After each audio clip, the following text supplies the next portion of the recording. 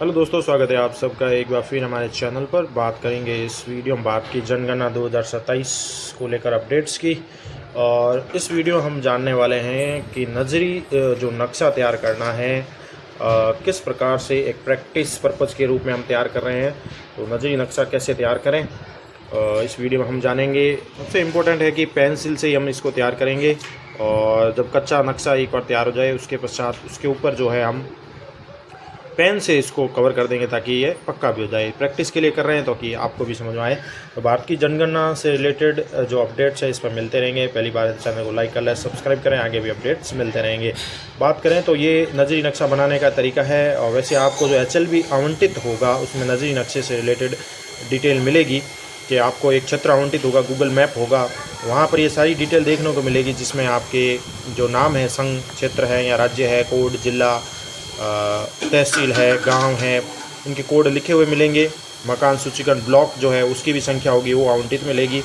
अब मुख्य रूप से हम बात करें तो नक्शा कैसे तैयार करना, सबसे इम्पोर्टेंट चीज़ यही है, क्योंकि जब तक ये नक्शा नजरी नक्शा तैयार नहीं होगा तब आगे हम जो हाउसिंग की गणना करेंगे, भवन संख्या देंगे या मकान संख्या जिसे कहते हैं जनगणना मकान संख्या, वो दे नहीं पाएंगे।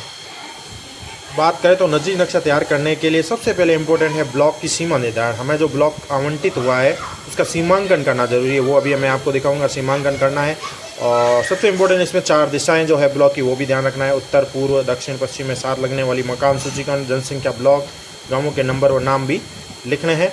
और इसके साथ ही बात करें तो पक्के भवन के लिए जो है, जो इस प्रकार से एक कह सकते हैं स्क्वायर का जो है चिन्ह लगाना है, ये पक्का भवन है। अब बात करें इनके मुख्य जो है निशानों की, तो एक तो स्क्वायर लेना है हमें। अगर आवासीय है, पक्का भवन है तो इस प्रकार से खाली दर्शाना है और स्क्वायर के रूप में, और गैर आवासीय है तो स्क्वायर जो है वो शैडो के रूप में दर्शाना है। और नंबर सहित उसके नंबर भी आएंगे फिर उसमें, भवन संख्या, मकान संख्या। और कच्चा भवन जो है, कच्चा भवन ट्रायंगल यानी त्रिभुज के रूप में दिखाना है।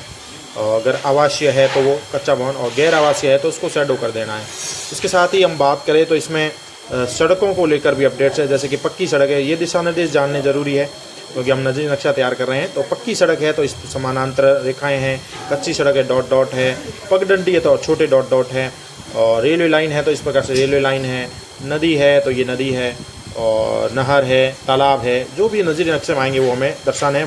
मुख्य स्थल ध्यान रखें, छूटे नहीं। इसके साथ ही कुएँ, नल, हैंडपम्प दिखा सकते हैं। मंदिर, मस्जिद, गुरुद्वारा, चर्च दिखाना है। स्कूल, डिस्पेंसरी, कोई औषधालय है, पंचायत घर है, पोस्ट ऑफिस है, ये भी हम शो करेंगे। मुख्य सड़क, कोई गली मोहल्ला है तो उसका नाम लिख सकते हैं। मंदिर, स्कूल, औषधालय, डाकघर जैसी संस्थाओं के भी नाम लिख सकते हैं जो मुख्य है, और उस दिशा को तीर के चिन्ह से दिखाएंगे, आगे आगे घुमाएंगे, और जिस ओर से ब्लॉक के नंबर दिए गए हैं। और नीचे आ जाएंगे प्रगणक का नाम, उसके दिनांक सहित हस्ताक्षर, और पर्यवेक्षक का नाम, हस्ताक्षर। और ध्यान रहे, ये जो नजरी नक्शा तैयार करेंगे हम मुख्य रूप से 2 प्रतियों में तैयार करेंगे, क्योंकि एक तो पर्यवेक्षक को देना है, एक चार्ज अधिकारी, जनगणना चार्ज अधिकारी को जाएगा। तो यहाँ पर हम नजरी नक्शा तैयार करेंगे। और सबसे इम्पोर्टेंट जो बात करें तो ये प्रैक्टिस के लिए है। अधिकतम जानकारी आपको ट्रेनिंग में, फील्ड में देखने को मिलेगी, और सभी जो प्रगणक हैं जिनकी ड्यूटी लगी उनको यह बनाना पड़ेगा। अब बात करें तो ये सबसे इम्पोर्टेंट ध्यान रखना है कि आपको उत्तर दिशा से शुरू करना है। और ये उत्तर, जैसे प्रैक्टिस के लिए देगा उत्तर है तो हम इसको ऐसे करेंगे। उत्तर जैसे ये हो गया दक्षिण, और ये हो गया आपके पूर्व, और ये हो जाएगी पश्चिम। अब सबसे इम्पोर्टेंट आपको जो कार्य करना है, जो दिशाओं का ध्यान रखना है नजरी नक्शा बनाने में, वो ये है कि आपको जो शुरू करना है वो है इस प्रकार से उत्तर और पश्चिम दिशा से, यहाँ से शुरू करना है, उत्तर पश्चिम दिशा से। यानी कि उत्तर और पश्चिम दिशा के बीच में जो होती है ये उत्तर पश्चिम है, इसमें से आपको ये कार्य करना है। और ये स्टार्टिंग पॉइंट होगा, एंडिंग पॉइंट है वो नीचे चला जाएगा, यहाँ जो हो जाएगा आपके दक्षिण पूर्व, दक्षिण पूर्व में एंड होगा। और सबसे इम्पोर्टेंट आपको जो कार्य करना है यहाँ पर, ये तो दिशाएं हो गई, ध्यान रखें। स्टार्टिंग बिंदु लेना है उत्तर पश्चिम, ये उत्तर पश्चिम दिशा हो गई बीच वाली, यहाँ से स्टार्टिंग करना है। जो भी आपको HLB क्षेत्र मिला है, जो भी गांव मिला है, जो नक्शा मिला है, अब आपको चलना है सर्पिले आकार में, इस प्रकार से ऐसे होते हुए आगे बढ़ना है। और इस तरह से जब आगे बढ़ेंगे आप तो आपको जो है एंड तक आना है, ये ध्यान रखना है। मोस्टली सर्पिले आकार में आपको चलना है, और इस प्रकार से हाउसिंग नंबर भी देने हैं। चलिए शुरू करते हैं अब आगे किस प्रकार से नक्शा तैयार करें। सबसे पहले हमें करना है जो नजदीक नक्शा तैयार करें सीमांकन, यानी हम अपनी बॉर्डर निर्धारित करनी है। तो ये एक सीधी रेखा डॉट इस प्रकार से हमें चलना है और इस प्रकार से हमें इसकी सीमांकन करनी है। यानी सीमांकन जब अगर हम कर देंगे तो फिर क्या है कि ये एक प्रकार से सीमांकन हो जाएगा, उसके अंदर अंदर हमारा नक्शा हमें तैयार करना है और भवनों के नंबर देने। तो इस प्रकार से सीमांकन मैं करके आपको दिखा देता हूँ किस प्रकार से हमें जो अपना आवंटित एरिया में या HLB क्षेत्र है वो हमें सीमांकन करना है। इस प्रकार से डॉट पॉइंट ऐसे करके सीमांकन करना है। जैसे हमें क्षेत्र मिला है, इसका हमने सीमांकन कर लिया। ये हमने जो है पेंसिल से अभी हम बना रहे हैं, फिर फेयर रूप में अगर चाहे तो पेन से कर देंगे। तो ये हमने इसका सीमांकन कर दिया। ये हमें HLB क्षेत्र आवंटित हुआ है, कोई भी गांव हो सकता है, उसका सीमांकन कर दिया है। अब इसके आसपास जो पड़ोसी आपको कोई HLB क्षेत्र है जो पकड़ के वो आपके छूटे नहीं या वो आपके अंदर ना आए, तो इसके लिए उनके भी नाम लिख दे ताकि इसकी पहचान और अच्छे से हो सके। आसपास एरिया कौन सा है, आपके गाँव की मुख्य सड़क या जो भी स्थल है कौन से गुजर रहे हैं वो भी ज़रूरी है, वो भी आपको दर्शाने ज़रूरी है। अब देखिए हमने सीमांकन कर दिया है और हमने ये ले लिया, जैसे कि हमें बताया गया है कि उत्तर पश्चिम दिशा से शुरू करना है। तो यहाँ से हम हाउसिंग यानी भवन और जनगणना मकान नंबर देंगे और ये हमने दर्शा दिया मोटे तौर पर कि ये गांव की कोई मुख्य सड़क जा रही है तो नजरी नक्शे में ये दर्शा दिया। और ये HLB यहाँ पर जो है सीमांकन बता दिया कि HLB नंबर जो है हमारे पड़ोस में वो है 50 वाला है। इस और हमारे कोई अलग दे सकते हैं कि सीमांकन लग रहा 51 के HLB है नंबर जो भी आवंटित है वो हमारे पड़ोस में है। यानी जो भी आपको प्रगणक के रूप में जैसे इस प्रकार के मिल सकते हैं, आस पड़ोस में भी जो है उनको भी हम दर्शा सकते हैं कि HLB वो लग रहा है, यहाँ पर उनका क्षेत्र HLB 51 का लग रहा है और ये हमारा अंतिम बिंदु रहेगा। तो हम यहाँ से चलेंगे प्रारंभ बिंदु से, तो इस प्रकार से सर्पिल आकार में ऐसे होते हुए जो गांव के अंदर है वो भी दर्शाएंगे और भवन भी दर्शाएंगे। ऐसे सर्पिल आकार में होते हुए भवनों की जो है क्रमांक देते हुए, भवन संख्या देते हुए और नीचे यहाँ तक अंतिम बिंदु तक पहुँचेंगे। चलिए आगे बढ़ते हैं और आपको दिखाते हैं किस प्रकार से भवन जो है मकान संख्या देनी है। अब बात करें तो जैसे ये है हमने स्क्वायर के रूप में दिया, आवासीय भवन है, ये आवासीय भवन है और ये भी गैर आवासीय है लेकिन पक्का भवन है। ये पक्के के निशान है, ये पक्का भवन और आवासीय, ये पक्का भवन गैर आवासीय। इसी प्रकार ये जो है ट्रायंगल है जो आवासीय कह सकते हैं, कच्चा भवन है गैर आवासीय सॉरी, और ये भी है कह सकते हैं कच्चा भवन जो है आवासीय है। इस प्रकार से ये वापस आ गया पक्का भवन, जो ये इस हिसाब से आपको देना है। अब इसमें हम नंबर भी देंगे, तो भवन नंबर देने के लिए आपको क्या करना है, जनगणना मकान संख्या लिख सकते हैं। वो जो आप ऊपर लिखेंगे जो भी आपका जो क्षेत्र आवंटित होगा उनके मकानों के ऊपर, यहाँ आप CN लिख कर भी देख सकते हैं। कई जने CN लिख रहे हैं, सेंसस नंबर डाल सकते हैं। और ऑनलाइन की बात करें तो ऑनलाइन में 4 डिजिट के अंक चलेंगे। 4 डिजिट अंक 001 से शुरू होगा आपके। 001 से अगर प्रथम मकान शुरू करेंगे तो 001 आएगी मकान संख्या और भवन संख्या 1 आएगी। इस प्रकार से फिर आगे आगे ये चलती रहेगी क्रमांक, और ये ऑनलाइन ऐप में अलग तरीके से चलेगा। और यहाँ पर आपको अभी नजरी नक्शा में 1 2 3 इस प्रकार से हमें देना है भवन क्रमांक, वो भी आपको दिखा देते हैं किस प्रकार से देने हैं। और ऑनलाइन में जो है 4 अंक के डिजिट चलते हैं, वो ऑटोमेटिक जनरेट होंगे। भवन संख्या आप देंगे और जनगणना मकान संख्या जो है ऐप में, चलो ऐप जो है उसमें ऑटोमेटिक जनरेट होते रहेंगे। अब जैसे हमें इसको नंबर दे दिए, भवन संख्या 1 है, ये 2, ये 3, ऐसे आगे बढ़ेंगे 4 5 6 और 7 यहाँ तक भी। अब इनमें ये देना ये भवन संख्या है। अब जनगणना मकान संख्या जो नंबर देंगे वो इसके नीचे लिख सकते हैं। जैसे इसमें एक भवन है, एक ही कह सकते हैं जनगणना मकान है, तो हमें इसको जो है एक लिखने की जरूरत नहीं है, एक ही मानेंगे। लेकिन अगर ये दूसरा भवन है, दूसरा भवन आवासीय है, अब इसमें अगर बाने तो 2 नंबर भवन के दे दिए। जनगणना मकान सोचिए इसमें अगर 2 है तो इसके नीचे हम लिख देंगे 2, इस प्रकार से 2 लिख देंगे, यानी इसके अंदर जो है 2 जनगणना मकान है। फिर ये 3 है, इसके अंदर 1 ही है तो हम 1 लिखने की जरूरत नहीं, 1 ही रहेगा। इसी प्रकार से 4 है, जैसे इसके अंदर मान लीजिए ये तो गैर आवासीय है, वो आ गया। कच्चा भवन है, छोड़ देंगे, 1 ही है। फिर आ गया ये जैसे कह सकते हैं कच्चा भवन लेकिन आवासीय है, इसमें 2 जने रहते हैं, 2 जनगणना मकान, तो नीचे लिख देंगे 2।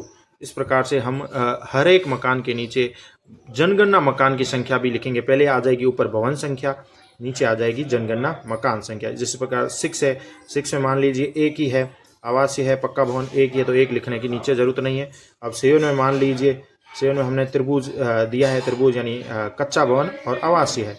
आवासीय यहाँ पर भी जैसे जनगणना मकान 3 है, तो हम नीचे लिख देंगे 3। इस प्रकार से हमें भवन संख्या और उसके अंदर जनगणना मकान संख्या की संख्या देनी है। अब इस प्रकार से हम आगे चलेंगे, आगे चलते रहेंगे, जो जो आपके HLB क्षेत्र में आपको आवंटित एरिया है उसकी तरफ चलेंगे और नक्शा कंप्लीट करेंगे। अब मान लीजिए यहाँ पर कोई एक सड़क जा रही है, तो यहाँ पर हम सड़क दर्शा दी हमने, यहाँ पर ये सड़क। अब आगे बढ़े तो ये देखिए आगे और हमने तैयार किया है, जैसे ये इस प्रकार से आगे चल रहे हैं हम 8, 9, 10, 11, 12, 13, 14, 8, 9, 10, 11, 12, 13, 14 भवनों को हमने भवन नंबर और जनगणना मकान दिया है। और ये मान लीजिए कोई तालाब है तो हमने तालाब को भी यहाँ पर दर्शाया है। अब जैसे 8 नंबर पे जो भवन है उसके अंदर 2 जनगणना मकान है, नीचे दर्शा दिए। यहाँ 9 में 1 ये तो नहीं दर्शाया है। ये 10 है, इसमें 3 जनगणना मकान है। ये 12 में जो बात करें तो यहाँ पर 2 जनगणना मकान है। अब आगे बढ़ेंगे तो इस तरफ आगे और बताएंगे आपको। जैसे ये मंदिर है तो मंदिर को भी हम नंबर देंगे। कोई स्कूल है तो S करके इस प्रकार से दे सकते हैं। डिस्पेंसरी D लिख के उसमें नंबर देंगे।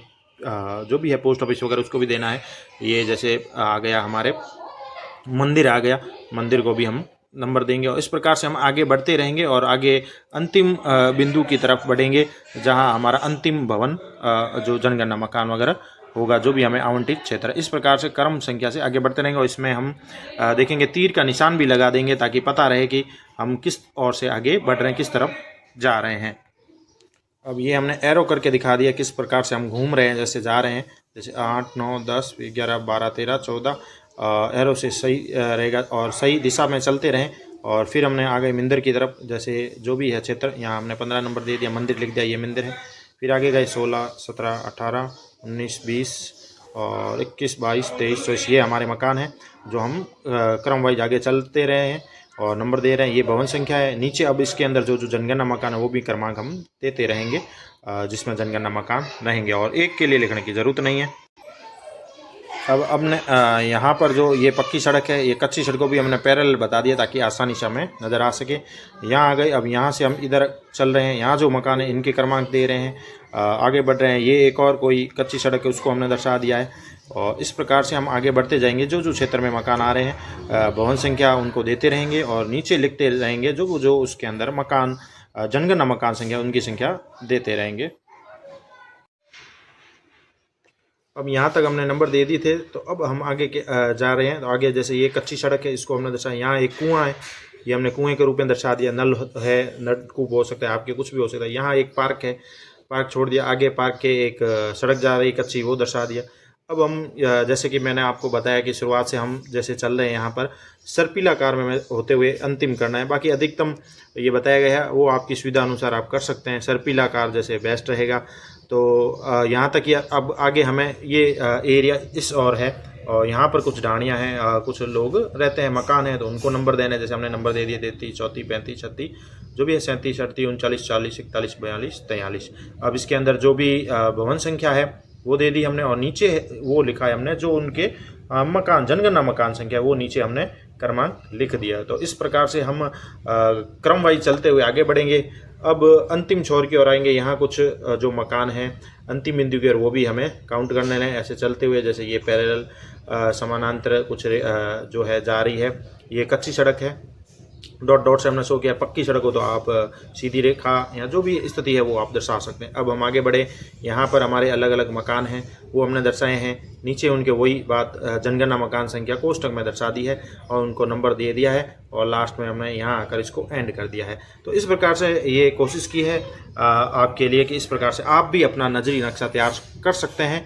एक कच्चा मानचित्र है, पक्का करने के लिए, फेयर करने के लिए इसके ऊपर पेन से हम बना सकते हैं। ऐसी 2 कॉपी हमें तैयार करनी होगी और एक पर्यवेक्षक के लिए एक जो भी हमारे चार्ज अधिकारी उनके पास भी जमा होगी।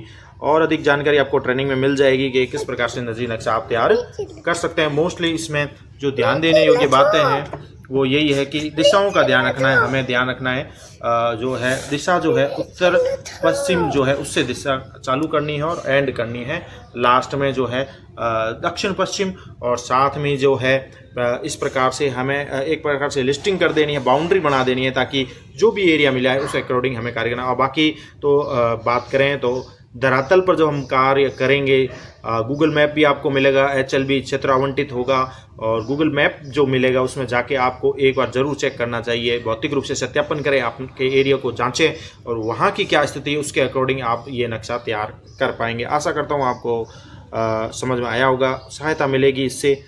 धन्यवाद।